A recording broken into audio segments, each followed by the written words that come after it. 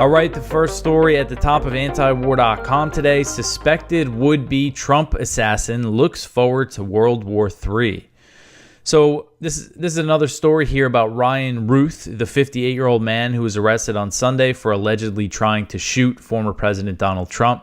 He has this book that he published last year titled Ukraine's Unwinnable War. It's on Amazon. I bought the Kindle version. I think that's the only way you can buy it. Yeah. And I mean, so actually, this is the full title: Ukraine's Unwinnable War, the Fatal Flaw of Democracy, World Abandonment, and the Global Citizen Taiwan, Afghanistan, North Korea, and the End of Humanity. So the title, the run-on sentence of a title, gives you an idea of what the contents of this book are like. I mean, it's clearly written by someone who's very all over the place, very scattered, not mentally well. And he talks a lot about Ukraine and you know, wishes that he could fight in Ukraine. And so he actually says in this book, and I have to give credit to Michael Tracy for this because he pulled this out of the book. This is deep in the book. I didn't get too far. I read a good amount of it, but he says basically that he's looking forward to World War III and wants to burn down the Kremlin. So he said, quote, "I do dream of the day that we cross over into Russia and march towards Moscow. That is the part of this third world war that I look forward to.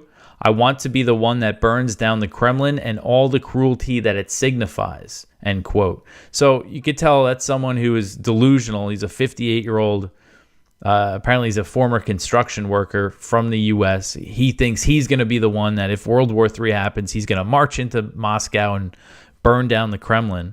And then in another part of the book, Ruth criticizes Trump for pulling out of the Iran nuclear deal and said that he must share the blame for voting for the former president. Ruth wrote, quote, "I must take part of the blame for the retarded child that we elected for our next president that ended up being brainless, but I am man enough to say that I misjudged and made a terrible mistake, and Iran, I apologize," end quote. So Ruth went on to say that Iran could assassinate both Trump and himself. So he said, quote, "You are free to assassinate Trump as well as me for that error in judgment," end quote. The reason why I wanted to put that full quote in there was because this kind of made some headlines. It says, you know, the Trump suspect said that Iran should kill Donald Trump. That was basically the headlines that I saw. And it didn't really give the full picture. And it kind of plays into the narrative. If you remember, after the last assassination attempt, I think this was the only aspect of it that I really covered. There was this leak to CNN that, Iran is planning, was planning to assassinate Trump. It's just a total bogus story. They said it was based on one single human source, which means a guy said that. And so, this kind of plays into the narrative. But if you look at the whole quote, I mean, it's clearly someone that's just completely out there saying, "Oh, kill me and kill Trump as well." It's just totally out there. It's not like some mastermind who's, might be working for the Iranians or something. So in this book and in social media posts, Ruth repeatedly expressed his wish to fight in Ukraine against the Russian military. Some of this I went over yesterday. In 2022, he traveled to Ukraine, but said that he was too old to fight. So then his plan B was to help recruit people from around the world for Ukraine's Foreign Legion. I put a screenshot of one of his tweets there. His account was suspended on Sunday. Again, just so many tweets about saying, "Oh, I wish I could, I'm ready to volunteer and fight and die for Ukraine." So something interesting that I saw, I mentioned yesterday that there was an interview he did with Semaphore in 2023 where he complained that Ukraine did not want to take Afghan soldiers. And he also said that many of his partners met with Ukraine's defense ministry. Again, who knows if these claims are true, but there was something interesting is that Semaphore published a follow-up article, after his arrest that kind of shared some more details about that interview.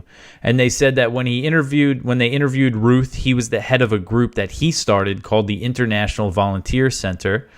And the article cited a Ukrainian involved in foreign recruitment that said Ruth was, even by the standards of that frantic moment, a bit over the top.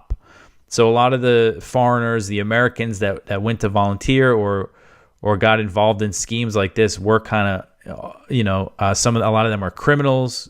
Some of them, like Malcolm Nance was one. He's a MSNBC contributor. He basically just went over there for a photo shoot, and he did like a news segment standing in a Ukrainian military uniform. I mean, just a complete joke.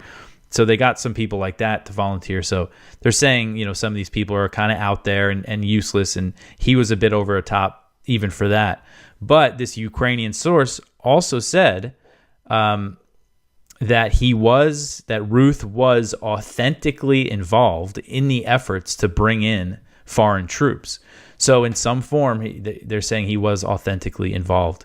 And then since his arrest, Ukraine's Foreign Legion has distanced itself from Ruth. They said in a statement to Euronews, quote, "We would like to clarify that Ryan Wesley Ruth has never been part of associated with, or linked to the International Legion in any capacity," end quote. So Ruth briefly appeared in a propaganda video from May 2022 for the Azov Brigade, which is a notorious neo-Nazi unit that's part of the Ukrainian National Guard. In response, the Azov Brigade said that the event was a demonstration that anyone could attend. The military unit said, quote, "We would like to officially state that Ryan Wesley Ruth has no connection to Azov and has never had any connection to Azov," end quote. So he attended a few protests. I saw pictures of him in support of the Azov Brigade. So just a lot of, I'm curious to see what might come out about if he did have real contacts with the Ukrainian government and things like that.